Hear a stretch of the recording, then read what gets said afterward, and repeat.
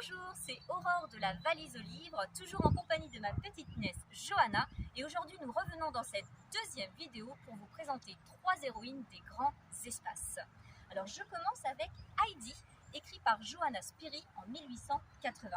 Alors, Heidi, c'est un petit bonbon rose, une ode à la nature et à l'enfance, qui nous emmène dans les montagnes suisses et à Francfort en Allemagne. Alors Heidi, c'est une petite orpheline qui est plus jeune que toi. Elle a 5 ans et elle est confiée à son grand-père paternel par sa tante d'été.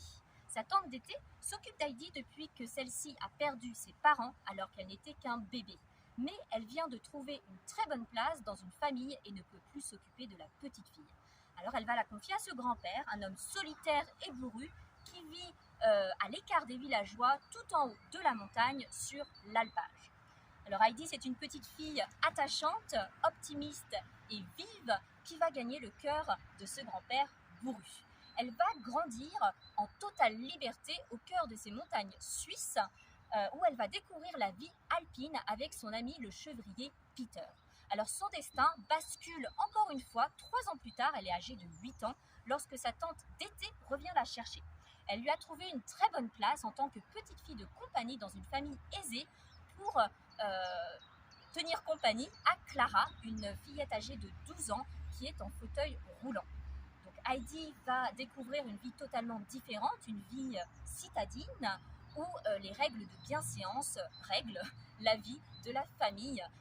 J'ai adoré ce livre, pour être honnête je l'ai relu avant de tourner cette vidéo puisque la lecture me semblait un petit peu lointaine et j'avais peur de trouver l'histoire un petit peu trop simple, de m'ennuyer parce que je connaissais l'intrigue ou même de trouver l'écriture un petit peu démodée. Et bah il n'en est rien, c'est poétique, c'est très bien écrit, c'est encore d'actualité et vraiment la plume de Johanna Spyri est un régal.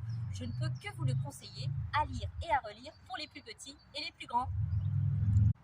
Alors ensuite, je vais vous parler du Jardin secret, écrit par Frances H. Burnett en 1911. Alors ça, c'est mon roman d'enfant préféré. C'est l'histoire de Mary Lennox, une petite fille qui grandit en Inde entre 2 parents indifférents. Son père est occupé par son travail au sein du gouvernement britannique et sa mère n'a d'intérêt que les fêtes. Aussi, elle confie la garde de sa fille à une nourrice indienne, une Aya. Alors Marie va grandir entre les domestiques et sa nourrice et égoïste, elle va devenir une petite enfant tyrannique. D'ailleurs, le climat indien est ingrat pour les enfants européens et Marie est une vilaine petite fille. Elle est chétive, elle a les cheveux filasses et elle a le teint jaune. Voilà, donc elle n'est ni jolie ni gentille. Elle va perdre ses parents du choléra. Elle va du coup déménager en Angleterre chez son oncle, monsieur Archibald Craven, qui habite un manoir sur les landes du Yorkshire. Alors Marie va découvrir cette lande tard dans la nuit, il fait nuit, et je vais vous lire un extrait parce qu'on est déjà dans cette ambiance lugubre, sinistre de tous les romans anglais que j'adore.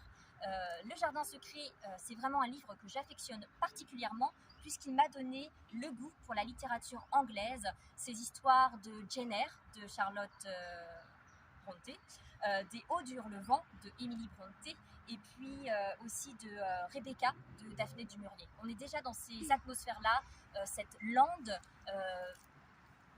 où les vents sont violents, et puis ces manoirs remplis de secrets. Alors je te lis un petit passage. Les lanternes de la voiture répandaient une lumière jaune sur la route défoncée, tracée au milieu de buissons et d'une végétation basse qui se perdait dans l'immense obscurité qui les entourait. Le vent se levait avec un bruit sauvage et profond. « Ce n'est pas la mer, n'est-ce pas ?» dit Marie en regardant sa compagne de voyage. « Non, ce n'est pas la mer, » répondit Madame Medlock. Ce ne sont pas non plus des champs ni des montagnes, ce ne sont que des kilomètres et des kilomètres de terre sauvage sur laquelle rien ne pousse que des bruyères, des ajoncs, des genêts et où ne vivent que des poneys et des moutons. On dirait que c'est la mer, comme s'il y avait de l'eau partout, dit Marie. Cela fait exactement le bruit de la mer. C'est le vent qui hurle à travers les broussailles, dit Madame Medlock. C'est un lieu sauvage, trop lugubre pour moi, bien que beaucoup de gens l'aiment, particulièrement quand la bruyère est en fleurs. Et ils allèrent ainsi dans l'obscurité. La pluie cessa, mais le vent hurlait et soufflait avec un bruit étrange. La route montait et descendait, la voiture traversa plusieurs petits ponts sous lesquels coulait une eau grondante. Marie avait l'impression que le voyage ne finirait jamais et que la lande sauvage et désolée était une vaste étendue d'eau noire qu'il traversait sur une langue de terre ferme. « Je n'aime pas ça, dit-elle, mais pas du tout. » Et elle serra les lèvres encore plus fort. Alors elle arrive en hiver, donc le paysage n'est pas très accueillant.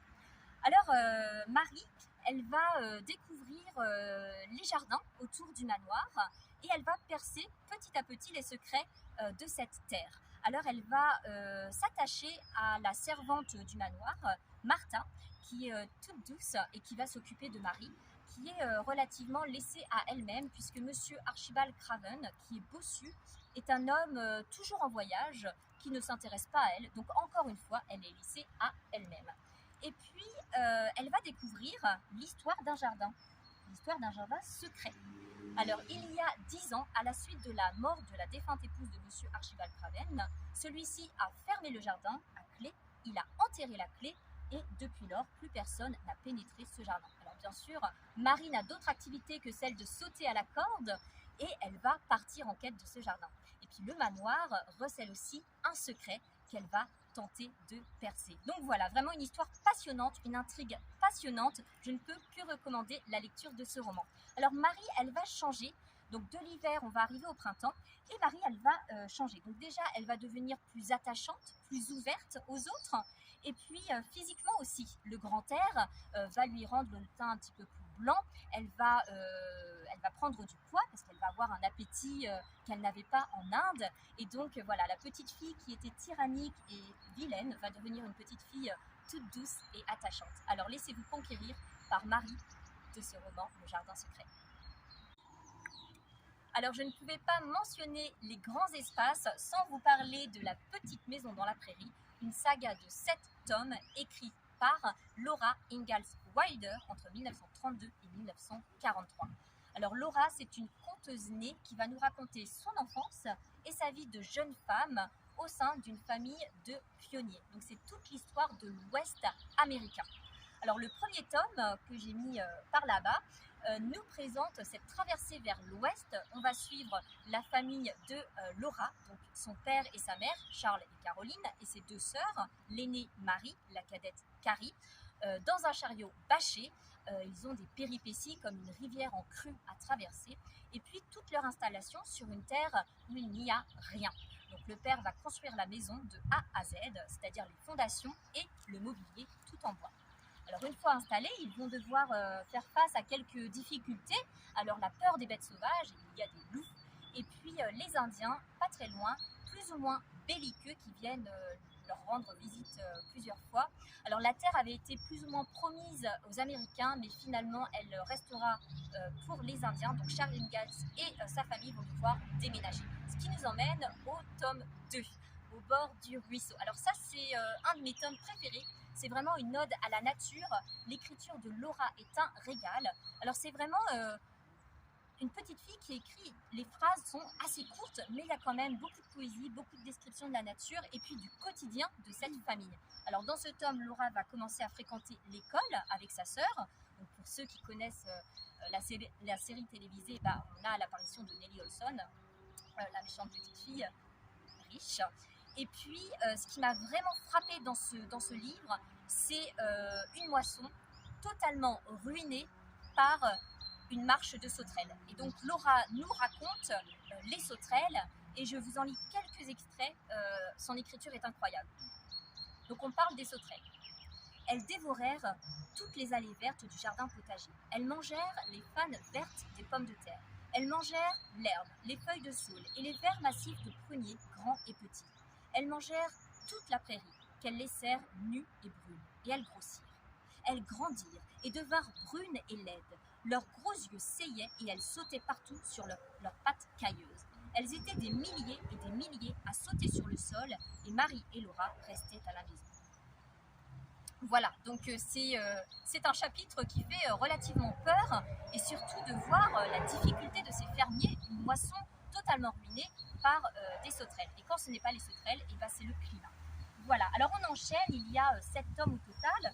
Dans le 3e, Marie va devenir aveugle et Laura va voir sa position au sein de la famille changer. Alors l'un de mes tomes préférés, c'est le tome 5, mais j'avais envie de vous lire un extrait du tome 4 puisqu'on y parle de popcorn et je sais que Johanna, c'est une gourmande qui adore le popcorn, n'est-ce pas? Alors, je vous lis un extrait du chapitre Une soirée d'hiver. Royal ouvrit la petite porte en fonte et à l'aide du tisonnier réduisit les bûches carbonisées en un lit de chardon incandescent. Il mit 3 poignées de maïs dans le grand grilloir métallique qu'il secoua au-dessus des charbons. Bientôt, un grain éclata, puis un autre, puis 3 ou 4 à la fois, et soudain, les centaines de petits grains pointus explosèrent avec rage. Quand le grand plat fut tout à fait rempli de ces pop-corns blonds essoufflés, Alice les arrosa de beurre fondu, les remua et y mit du sel. C'était chaud, croquant et croustillant, délicieusement beurré et salé, où chacun pouvait en manger autant qu'il le désirait. On va découvrir l'enfance d'Almanzo. Et là, c'est totalement différent, puisqu'Almanzo, c'est aussi un enfant de la terre, mais il vient d'une famille riche. C'est une famille où rien ne manque sur la table. Donc vraiment différent de la famille de Laura, qui plusieurs fois vont devoir survivre. Et puis le tome 5, c'est vraiment mon roman préféré. Il ne se passe pas grand-chose, puisque Laura va nous y conter l'hiver le plus terrible que la famille ait jamais connu. Un hiver qui va durer 7 mois, où les blizzards vont être sans fin. Donc le vent très violent, ce blizzard avec ce paysage blanc opaque, où on peut se perdre parce qu'on ne voit rien à 100 mètres, ce froid terrible, et bientôt le train ne peut plus arriver à la ville. Donc ils ne vont plus avoir de nourriture, il n'y a plus de quoi chauffer, et c'est vraiment un livre qui parle de survie.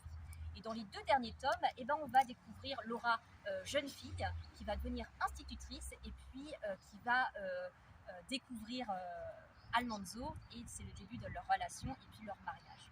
Voilà, donc une saga vraiment incroyable. Je les ai lus d'une traite, je crois en 2-3 semaines, et j'ai adoré la plume de Laura. Voilà, donc à lire et à relire. Alors j'espère que cette vidéo vous a plu, que vous avez apprécié découvrir Heidi, Marie Lennox et Laura Ingalls. Et retrouvez-nous dans notre 3e vidéo. Cette fois-ci, on partira à la conquête des héroïnes à l'imagination débordante. À très vite!